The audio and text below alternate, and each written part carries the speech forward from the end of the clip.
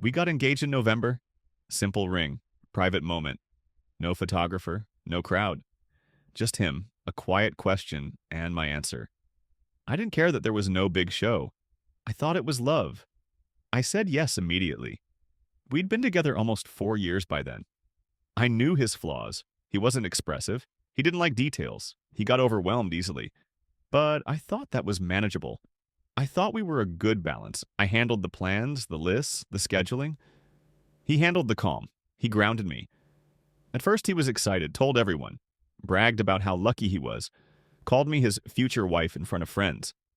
Picked a date, said he wanted it to be spring. I started looking at venues, dresses, colors. And that's when he changed. It wasn't loud, it wasn't sudden, just withdrawal. Whenever I brought up wedding stuff, he got quiet. Looked at his phone, said things like, I trust you, or I'm just slammed at work. He worked in finance, always had deadlines. I let it go. I figured, okay, he's stressed, I can handle the heavy lifting. I picked the venue, he didn't come. I chose the catering. He said, whatever you like. I met with the florist, I paid deposits, sent him invoices. He said, I'll sort it later. His eyes started going somewhere else. Not to another woman, or so I thought, just deeper into himself. Like he was pulling away from everything at once. He started working late more often. Said he had to fly home to help his mother with something urgent. Came back 3 days later with no photos, no details. I asked what happened. He said, it's private. I didn't push, because that's how I was trained to love him. Silently, with patience, with trust. He stopped sleeping next to me, started crashing on the couch, claimed it was back pain, said our mattress was too soft. I offered to switch sides, get a new one. Anything, he waved it off. I cried once while writing invitations. Didn't tell anyone, just wiped my face and kept going. I told myself I'd get through the wedding and everything would feel different. That maybe he was scared. Maybe the weight of commitment was just bigger than he thought. I didn't think I was being naive. I thought I was being steady. Then I got a DM from a stranger. A woman, no caption, just one image. A wedding photo? Not mine, not ours. Heron. He was in it, wearing a navy suit I'd never seen, standing under a flower arch, holding hands with someone else. The woman tagged in the photo was his college friend. He once said she was like a sister.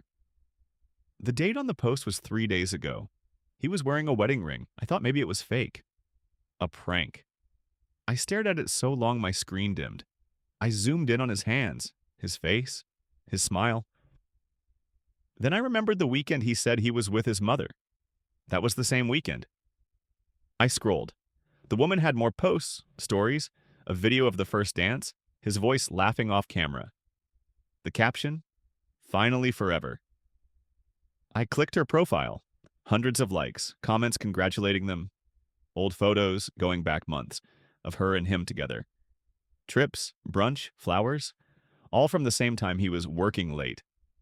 I didn't move, didn't breathe, just read everything, and realized I wasn't even the side story.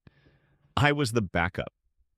He had planned 2 weddings, hers in secret, mine in public, just in case. And he never intended to go through with both. I didn't text him after I saw the photo, didn't confront him, didn't cry. I didn't even breathe heavy. I just sat there and stared at my reflection in the black screen, thinking, so this is what it feels like. And then I decided he wouldn't get to see me break. He was supposed to come home the next day. I left everything exactly as it was. Venue flyers on the counter, dress swatches on the table, color palettes on my laptop. I didn't want to tip him off. I wanted him to think I still believed in the lie. He walked in like nothing happened, kissed me on the cheek, said the trip was exhausting, complained about the weather. I asked him if he wanted tea. He said yes. I boiled the water, poured it, watched him scroll his phone with a ring tan still fresh on his finger. I kept the conversation light. I didn't ask where he really was. I didn't tell him I saw his new wife, because I knew what he would do. Lie, deflect, say it wasn't what it looked like. Maybe even gaslight me into apologizing for snooping. I wanted something cleaner, colder. So I played along. For 2 more weeks, I acted like nothing had changed.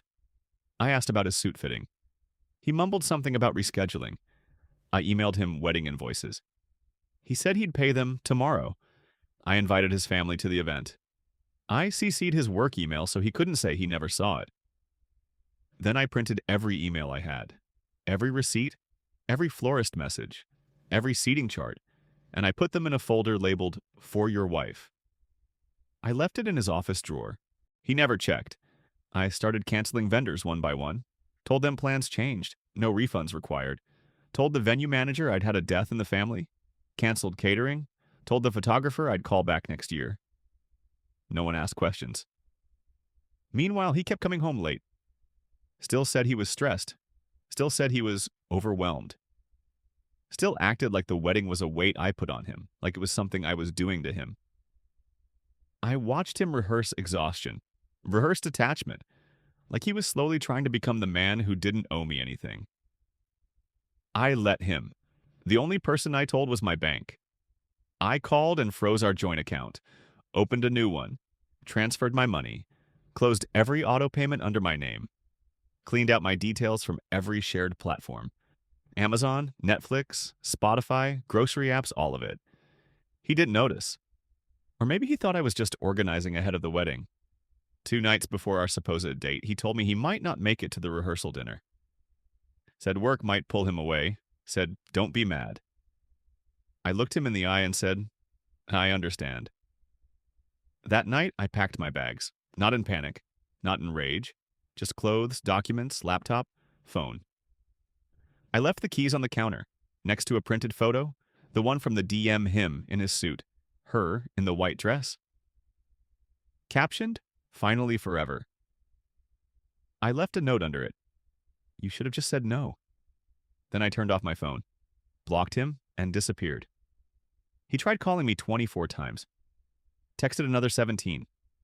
At first it was soft. Are you okay? Where are you? I'm worried. Then it changed. What the hell is going on? You can't just leave. You're being dramatic. I didn't respond to any of it. He wasn't panicking because he missed me. He was panicking because the version of me who forgave everything was gone. I moved into a friend's spare room across the city. One bag, no timeline, no story. Just space. I needed time to detach myself from every version of myself I'd built around him. The one who justified every red flag. The one who planned a future while he was planning an exit. Meanwhile, he had a problem. A wedding he wasn't going to. And a new wife who didn't know about me. I don't know what happened in their house, but I do know she saw the folder. I know because 3 weeks after I left, I got a message from a burner account. I had no idea. I'm so sorry. That was all it said. No name. But it was her face in the profile photo. The same one I saw smiling under a flower arch. She didn't need to say anything else. I knew she'd found everything. The emails, the florist messages, the venue invites, the printed wedding timelines with my name on them, not hers. I knew she saw how deep the overlap ran. I knew she saw her own wedding was built on top of someone else's ashes. I didn't respond. It wasn't for me to fix. I didn't need to prove I was the wronged one. I didn't want to be part of any drama between them. I wasn't going to fight for an explanation. I just wanted out of the story completely. So I made sure he couldn't tell it anymore. I pulled my name from everything. The lease, the insurance, the shared accounts. I locked my credit, changed my passwords. I took my name off the wedding registry, deleted the planning site, wiped the email threads, and made sure that legally there was no trace of a wedding involving me. I didn't want people to feel sorry for me. I wanted people to forget I was ever connected to him. And I wanted him to live in the mess he created, without anyone to translate it for him. He kept trying to contact me for weeks. He sent emails, left voicemails, even tried sending flowers to my old office. Always the same message beneath it all. Come back and make this easier for me. That's what he really wanted, not reconciliation. Convenience. I stayed quiet. I watched mutual friends drop him slowly. Not because I said anything, I never did. But people notice silence. They notice when someone disappears without a word. They notice the man who used to brag about his perfect fiancé is suddenly nervous when her name is mentioned. I never corrected his version of the story. I didn't need to. I knew what he did. He did too. Months passed, I got a new apartment, new job, new number. I stopped flinching when my phone buzzed. I started breathing normally again. I stopped apologizing when I asked for space or when I told someone I wasn't ready to date. I stopped talking about him like it was my fault for trusting him. I started talking about him less and less, and eventually not at all. The last thing I ever heard was that his wife moved out. A friend of a friend mentioned it over coffee like it was nothing. You heard about that guy, right? His wife? She left. Apparently some weird wedding drama. Don't really know. I nodded. Just nodded. Because that's all it was now. Some weird wedding drama. Not my life. Just something I'd stepped out of before it exploded. I didn't destroy him. I didn't out him. I didn't drag his name through the mud. I just made sure he had to live in the story he wrote. Alone.